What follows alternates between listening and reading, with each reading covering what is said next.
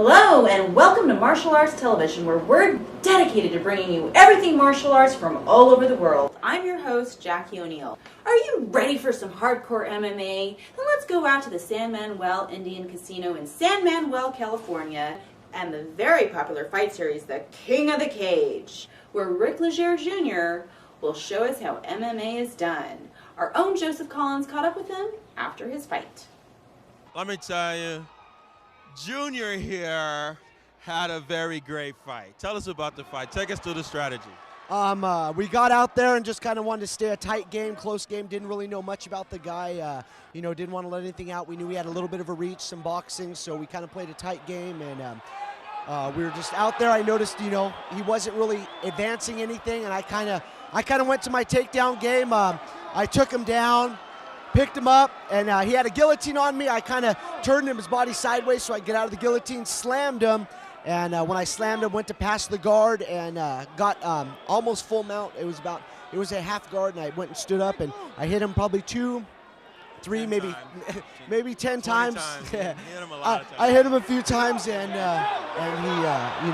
he went out a couple times, and then he went out for good on the last one, and that's when the referee pulled me off, and that was a good fight. He was a tough opponent, Yeah, felt that hit. I mean, I was like, no, and then you hit him again. I mean, did you feel like, maybe I should stop, No, I'm out there to win, you know what I mean? If I don't stop, that means he's going to try to stop. He's not going to stop when he's on top of me. I go out there to win. I want to be a crowd pleaser. I love my fans. I do this for my fans. I do this for me. This is something that I love. I consider myself a gladiator, a warrior in the cage, so I go out there, I train hard. I train my ass off. I thank my coach, my manager coach, my strength and conditioning coach. I couldn't do it without him, and I roll with the big guy every day, and it's just definitely something different, when you roll with 265 pounds. So it's definitely hard training. So I gotta show it while I'm out here, For those of you in New York and Boston and Florida and places like that, that's the Inland Empire. I'm rolling with the Inland Empire bad boy. Yeah. Congratulations, Mr. Leger Jr. on a great fight. And by a great fight, I mean beating the crap out of that guy. Now, for some tough but pretty fighting action in Muay Thai. In Thailand, Muay Thai simply translates into Thai boxing. Let's see who needs a makeover after this. And now, fight fans, it's time to rock and roll! Our first fight of the night, 3 rounds of women's bantamweight action. Here are the fighters, Jerry Singapore Sling Ooey. And in the red corner, ladies and gentlemen, here is Patricia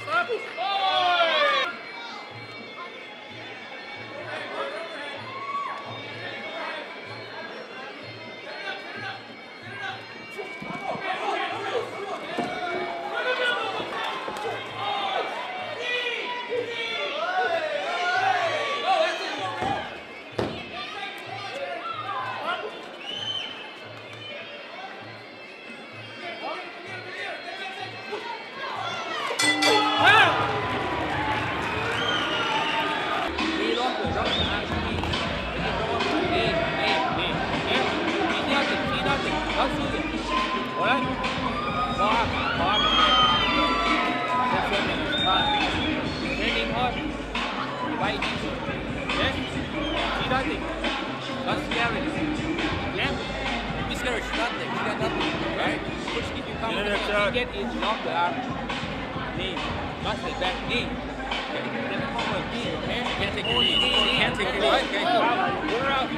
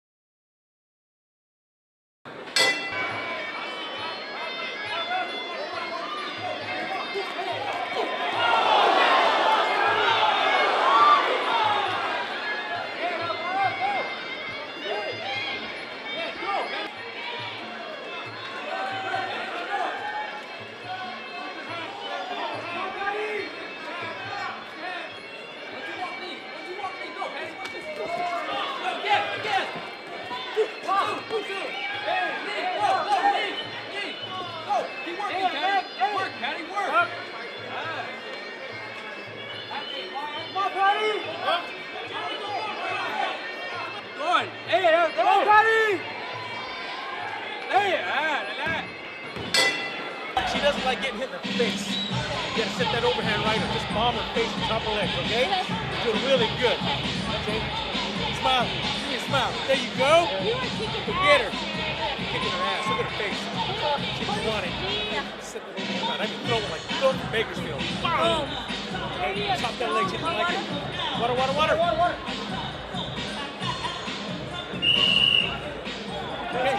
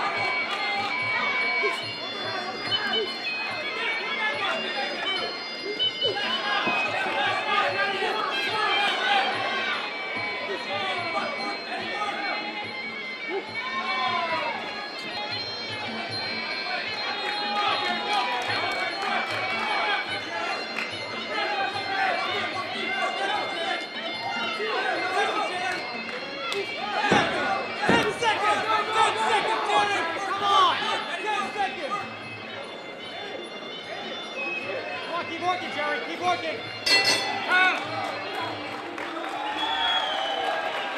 A unanimous decision. In the blue corner, Jerry Bowie. Good win. How do you feel about that? Oh, very good. She fought a good fight. She fought a girl that was really tall. She did everything she was supposed to do. She's a great What'd you fighter. tell her there down the stretch? Oh, just try to catch the push kick and push the girl, and you know, make her shrink down to her size. Jerry? Those girls were cute and tough. A dangerous combination, like me, without the tough part. Now, let's go to Setting Sun Martial Arts, where we'll visit a dojo that supports their students and the community. Okay, and then right here. Yes.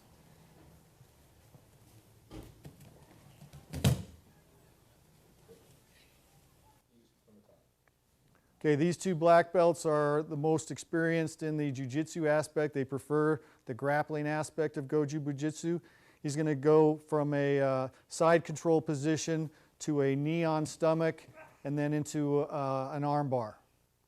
So he pops up to knee on stomach. The other person tries to push away. He hooks the arm, then steps over and drops down into a submission arm bar. This is a jiu-jitsu move where the one opponent is diving at the legs of the other, and the person is going to get in a sprawl position, move around to the side, mount the person from the back, and eventually submit them with an arm bar. So she dives in, going after the legs. He defends, goes into a sprawl, passes to the side, controls the person, locks in, takes the person's back, rolls them to the side, and then moves their head into position and the body into an armbar submission. Okay, this throw is Osotogari, a major outside reap. He's going to step offline, unbalancing his partner. Step one. He's going to lift the leg high and then swing it through, driving the person down to the mat.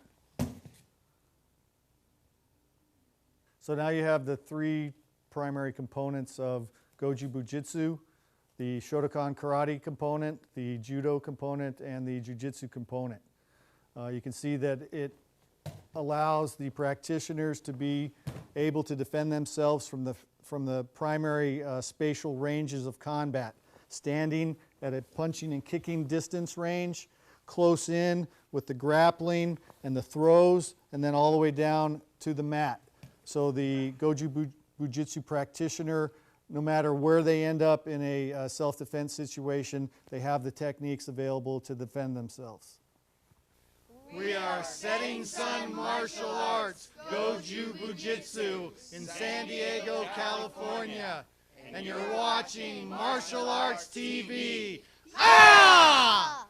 Always remember that your fight career may end up in the ring, but first, you must always learn in the dojo.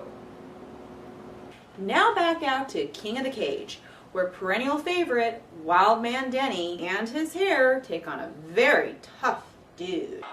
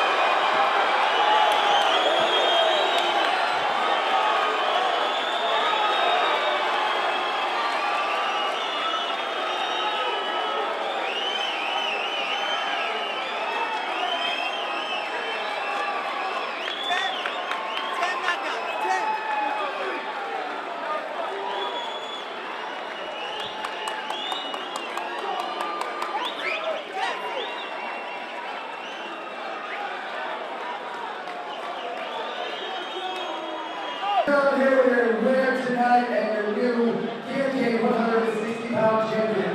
Judging by your skills from Poncho, your running goal, your 10th knockout. Is that what you're expecting here tonight? Okay, 10th knockout. I called it. Where's my bonus?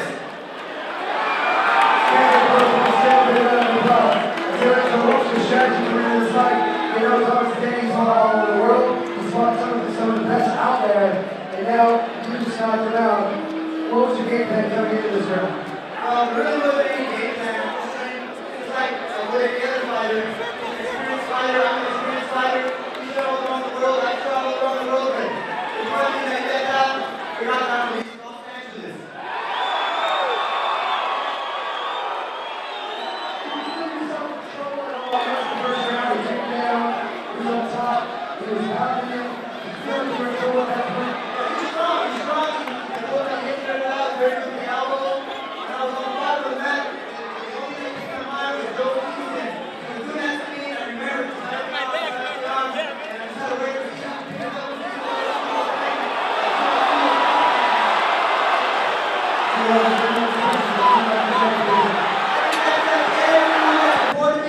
Everyone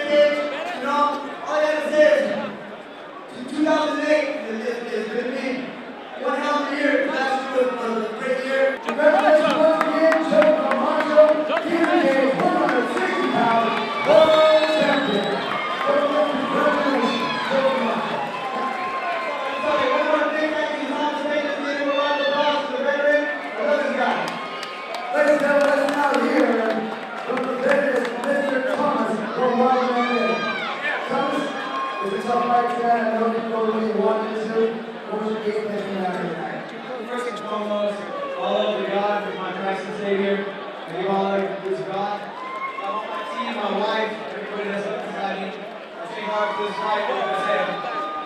He caught me in the eye. He capitalized. He got on. He saw that I was up my eye. He capitalized. He's a veteran. You know, he was strong. He was good. Good fight. My hands off Joe Camacho. Thomas Lamar, Jerry, and a friend of this room. Let's give him a round of applause. Ladies and gentlemen, once again, let's take the center line into MATV.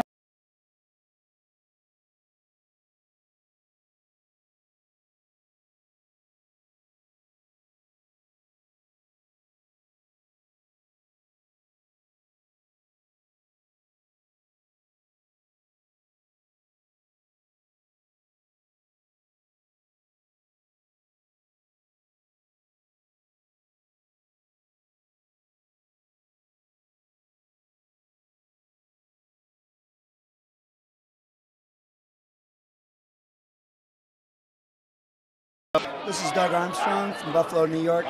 We're with world champion Chelsea Hoyle from Hickory, North Carolina. Chelsea just finished her breaking routine. What she did is she did a forearm smash through 3 boards, a knee strike through 3 boards. She heel stomped through 3 concrete slabs.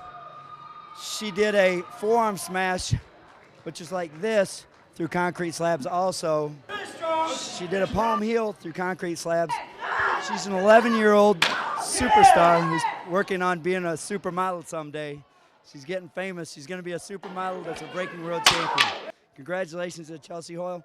I've trained her since she was 3.5 years old, and I appreciate everything she's done. She's an awesome young lady. And now she's a world champion. Congratulations.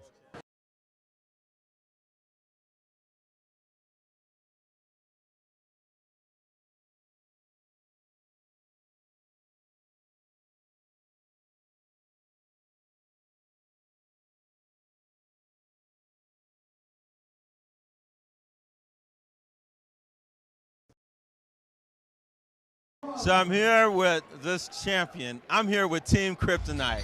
And you know what? I feel like Superman right now. You know what I mean? Now, you had a tremendous fight. I thought it was going to go the distance, but what was your strategy in your fight tonight? You know what? The strategy was, like I said before, try and knock him out. The only thing was it went a little further than I thought. I got a little winded. And I couldn't find it in me just to, drop the bomb. So after, I threw one leg kick to the head. I saw him wobble, but I said I had no juice in me to come in and finish. So in the 3rd round, I saw he was more tired than me. He kept giving me his back, so then I just went for the choke.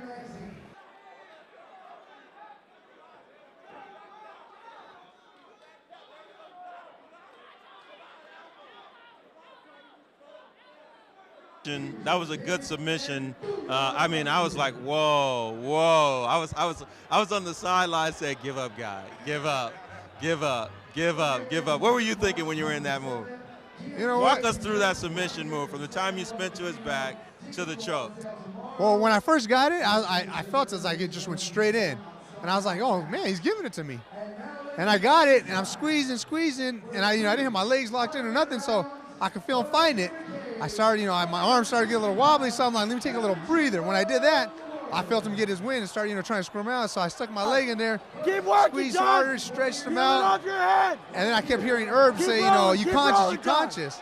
And I was kind of looking at him, he wasn't moving. So, he didn't tap out, he just knocked out. So, that was the good part, Herb just stepped in, broke it up, and that was it right there. Now the kick that you gave to the guy in the head, I really thought that kick was going to take him out. But set that up for us. How did you get to there and say, okay, I'm going to make this kick? You know what? I was watching him, and like my previous fight, that's how I knocked the guy out. Same kick straight to the head, and he went down.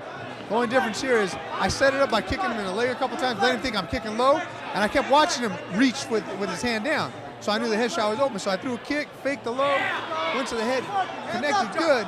But like I said, I had no juice left in my arms. So when he was wobbling, I didn't feel the confidence of coming in and trying to drop the bombs, because if he threw a hit, I didn't want to get knocked like. Now I gotta honestly say, at any fight, at any time during that fight, did you think, well, I think he's gonna get me right now? You know what? That 3rd round, like I said, we were both winded. And like I said, my fights, just like him, they never go past the 1st round. Win or lose, it's always over in the 1st round. So, I mean, we both, like I said, we went into the third round, really tired, and standing up, he came at me with a combo, and he connected like 3-4 times, and I was like, well, I'm just standing here. So then I started, bobbing and weaving and stuff, and I noticed he was missing, clinched up, tried to, go down, do something other than just stand and, get pounded on. Hey, man, I want to just say that was a tremendous fight. I really enjoyed it. I think the fans enjoyed it. I think Team Kryptonite, yeah. Yeah, I want a T-shirt too. I want a Kryptonite T-shirt too. Next time, like I said, these are prototypes here. Oh, that's a prototype. Yeah, prototype. Next fight. It's going to be all set up just right. The shirts, everything. So I'll hook you up with one. Okay, cool. All right, you all heard him. Y'all heard him say, two. Oh, the camera person wants what the camera person wants. We all going Team Kryptonite. Team Kryptonite. More on Martial Arts TV coming up after this.